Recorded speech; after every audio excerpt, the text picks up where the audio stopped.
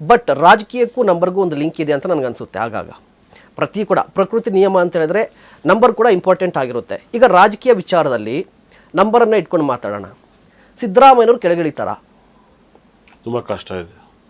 ಯಾಕೆ? ಏನು ತಪ್ಪಿದೆ ಅವ್ರ ಮೇಲೆ? ಏನು ತಪ್ಪಿಲ್ಲ ಅಂತ? ತಪ್ಪಿದೆ. ಕ್ಲೀನಾಗಿದ್ದಾರೆ ಅಂತ ಅವರು.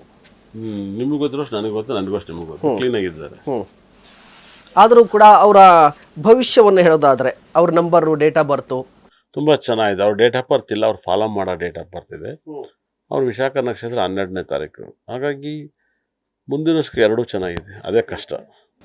ಈ ವರ್ಷ ಅಂತ ಇಳಿಯೋದಿಲ್ಲ. ಈ ವರ್ಷ ಇಳಿಸ್ಬೋದು, ಮುಂದಿನ ವರ್ಷಕ್ಕೆ ಯಾವುದೇ ಕಾರಣಕ್ಕೂ ಆಗಲ್ಲ. ಈ ವರ್ಷ ಇಳಿಸಿದ್ರೆ ಇಳಿಸ್ತಾರೆ, ಇಳಿಸ್ದಂಗೆ ಇಲ್ಲಾಂದ್ರೆ ಆಗೋದೇ ಇಲ್ಲ, ಚಾನ್ಸೇ ಇಲ್ಲ ಅಂತ. ಅದೇನೋ ಇಳಿದ್ರೆ ಜನವರಿ ಒಳಗಡೆ ಇಳಿಸ್ಕೋಬೇಕು. ಅದಾದ್ಮೇಲೆ ಮತ್ತೆ ಕಷ್ಟ ಅವರೇ ಹೋಯ್ತಾರೆ. ಹಾಗಾದ್ರೆ ಕಷ್ಟ ಅಂತ ಹೇಳಿದ್ರೆ ಅವ್ರ ಭವಿಷ್ಯವನ್ನು ನೀವು ಹೇಳ್ತಾ ಇದ್ರಿ, ಅಂದರೆ ತುಂಬ ಚೆನ್ನಾಗಿದೆ ಅಂತ ಹೇಳಿ. ಹಾಗಾದ್ರೆ 2028ಕ್ಕೂ ಮತ್ತೆ CM ಆಗುವಂಥ ಅವಕಾಶ ಇದೆಯಾ?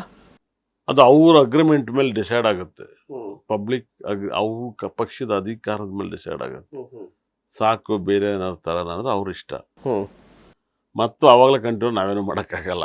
ಜನ ಓಟ್ ಹಾಕಿ ಕಾಂಗ್ರೆಸ್ ಬಂದ್ರೆ. ಓಕೆ. ಈ ಮತ್ತೊಂದು DK ಶಿವಕುಮಾರ್ ಹೆಸರು ತುಂಬ ಕೇಳಿ ಬರ್ತಾ ಇದೆ. DK ಶಿವಕುಮಾರ್ ಅವರು ತುಂಬಾ ಪ್ರಯತ್ನ ಪಡ್ತಾ ಇದ್ದಾರೆ CM ಆಗಲೇಬೇಕು ಅಂತ ಹೇಳಿ. ಏನು ಚಾನ್ಸ್ ಇದೆಯಾ? DK ಶಿವಕುಮಾರ್ ಅಂತ ನಾನು ನಂತರ ಅಸ್ಟ್ರಾಲಜಿ ಇರ್ತಾರೆ. ನಾವೆಲ್ಲ ತುಂಬಾ ಕಷ್ಟಪಟ್ಟಿದ್ವಿ. ಯಾರೋ ಊಟ ಮಾಡ್ಕೊಂಡು ಹೋಗ್ತಾರೆ.